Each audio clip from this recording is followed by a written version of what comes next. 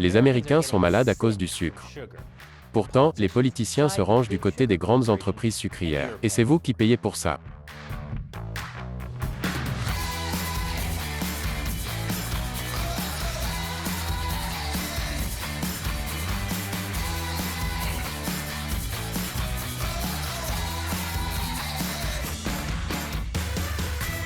Bienvenue à l'émission Amérique dévoilée, je suis Chris Chappell. Les Américains aiment leur sucre.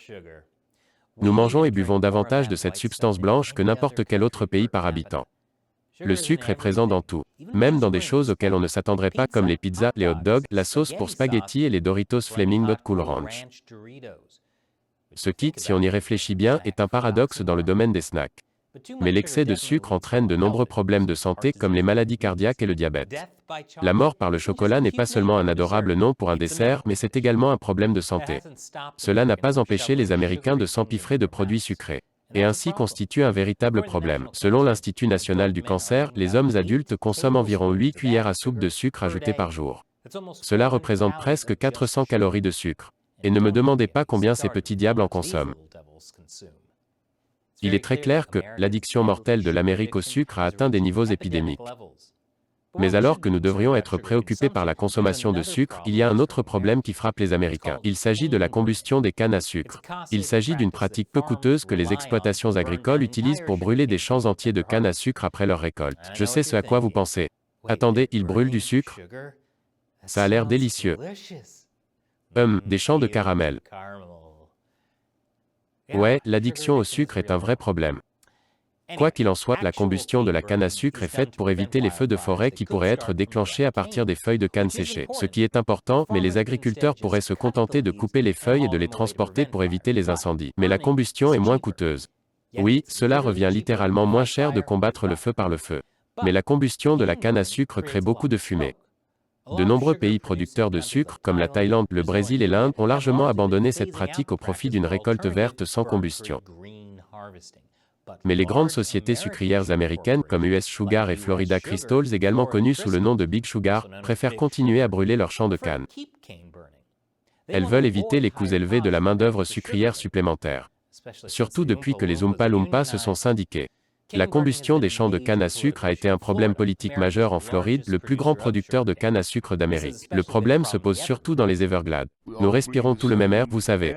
Charles Jones a vécu toute sa vie dans les glades travaillant sous la fumée et les cendres des champs de canne à sucre depuis des décennies. J'appelle ça de la pluie noire car ça l'est vraiment. Il pleut juste de la suie noire. Il avait l'habitude d'accepter la fumée comme un fait inévitable de la vie, mais maintenant il dit à CBS 12 News que sa famille souffre de problèmes respiratoires. Je l'utilise pour respirer avec, et nous en souffrons tous les trois. De nombreux résidents des Glades se sont plaints de problèmes respiratoires similaires en raison des cendres provenant de la combustion des champs de canne à sucre que les locaux appellent la neige noire.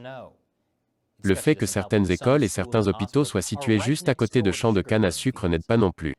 Pour faire face à la neige noire, les habitants doivent faire rentrer les enfants à l'intérieur et garder un inhalateur ou un nébulisateur à proximité. Cela affecte même les heures de récréation dans les écoles. C'est normal que la Floride rende les jours de neige sinistres. La population commençait à en avoir assez. En 2015, l'opposition à la combustion des champs de canne à sucre s'est transformée en une campagne soutenue par le Sierra Club appelée Stop the Burn. Les résidents mettent en cause les sociétés sucrières qui exposent les habitants des Glades à des risques sanitaires et à une baisse de la valeur des propriétés en raison de la combustion des cannes. Mais Big Sugar se défend fermement. Plus d'informations après la pause. Bienvenue à nouveau. La combustion des champs de canne à sucre génère la plus désagréable des fumées odorantes qui existent, sauf peut-être les nuages de vape. Big Sugar nie que la combustion des champs de canne à sucre nuise aux résidents. Ils affirment que ce qu'ils font est parfaitement sans danger, citant des réglementations strictes et des données du département de la protection de l'environnement de l'État. Big Sugar a même mis en place des publicités affirmant que les Glades ont une bonne qualité d'air comparée aux zones urbaines encombrées. S'ils faisaient des pubs disant « Au moins notre air n'est pas le pire », vous sauriez que quelque chose ne va pas. De plus, une enquête menée par ProPublica et le Palm Beach Post l'année dernière a révélé que la qualité de l'air dans les Glades pourrait ne pas être aussi bonne que Big Sugar le prétend. Il n'y a qu'un seul moniteur de qualité de l'air dans la région des Glades et celui-ci ne fonctionnait plus correctement depuis 2013. Des documents obtenus grâce à des demandes de documents publics montrent que le département de la protection de l'environnement de Floride a signalé le moniteur défectueux en 2013, en disant à leurs homologues fédéraux qu'ils ne répondaient pas aux normes strictes de précision. Bien que cela semble mauvais, je suis impressionné qu'ils aient pu récupérer quoi que ce soit près des Everglades, et pouvoir en vivre pour le raconter. En réponse aux conclusions de ces médias, les organismes de réglementation ont amélioré leur système de surveillance de la pollution près des champs de canne à sucre en feu. Mais nous devons également tenir compte de la manière dont la qualité de l'air est mesurée.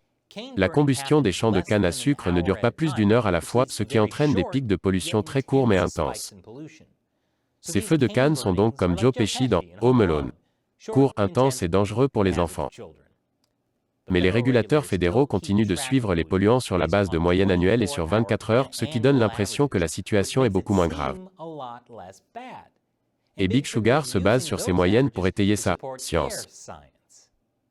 Le gouvernement fédéral est conscient qu'il est nécessaire de mettre à jour les réglementations. Malheureusement, le gouvernement est comme un gars avec un mulet. Ça a l'air bien à première vue, mais toutes les fêtes et les trucs louches se font à l'arrière.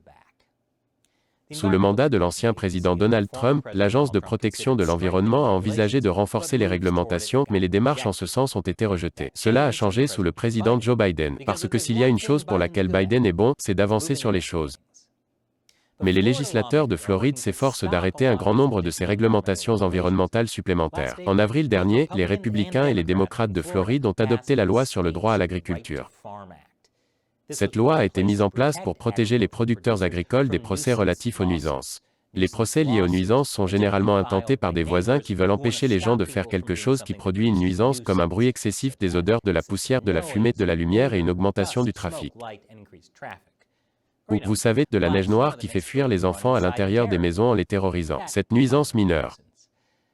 Les promoteurs de la loi disent qu'elle n'affecterait pas le procès en cours dans les Glades. Mais c'est difficile à croire quand ils mentionnent explicitement de protéger les agriculteurs de l'examen juridique des émissions de particules.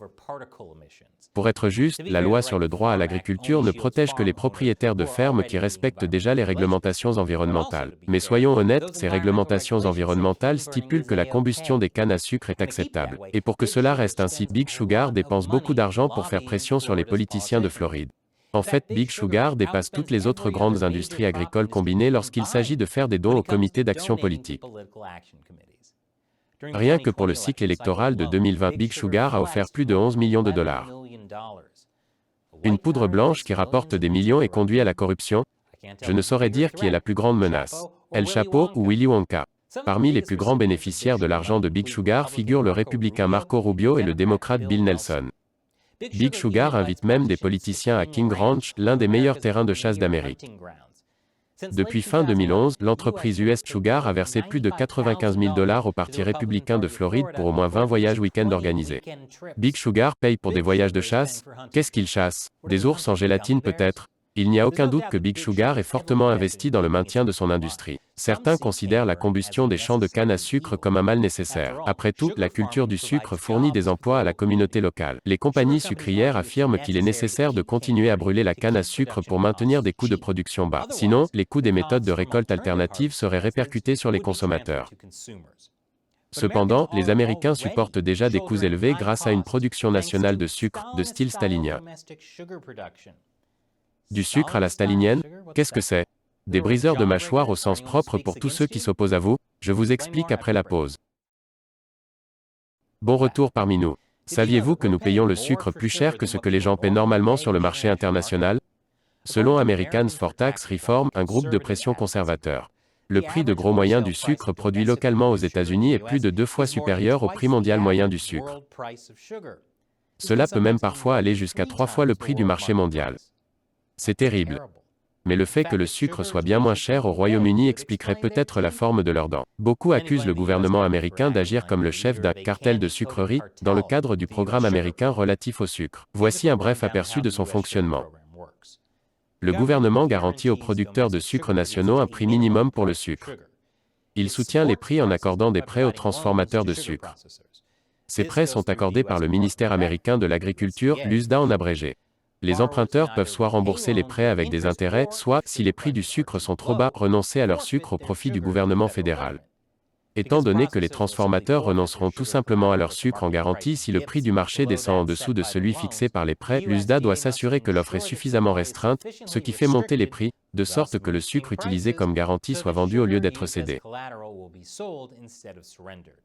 C'est l'utilisation la plus grossière de sucre que j'ai vue depuis la fontaine de chocolat dans un Golden Corral. Cet arrangement, selon le Government Accountability Office des États-Unis, augmente les coûts pour les consommateurs tout en favorisant les producteurs. Et pour maintenir les prix élevés, nous avons imposé des droits de douane sur les importations de sucre étranger. Les responsables de l'industrie sucrière américaine affirment que tout cela est nécessaire pour protéger les producteurs américains de concurrents comme le Brésil. Sinon, l'économie américaine perdrait des dizaines de milliers d'emplois et deviendrait dépendante de sources étrangères pour répondre à la demande de sucre. Comme au pays des bonbons. Mais selon l'American Enterprise Institute, nous centralisons l'argent sur un nombre décroissant d'entreprises agricoles.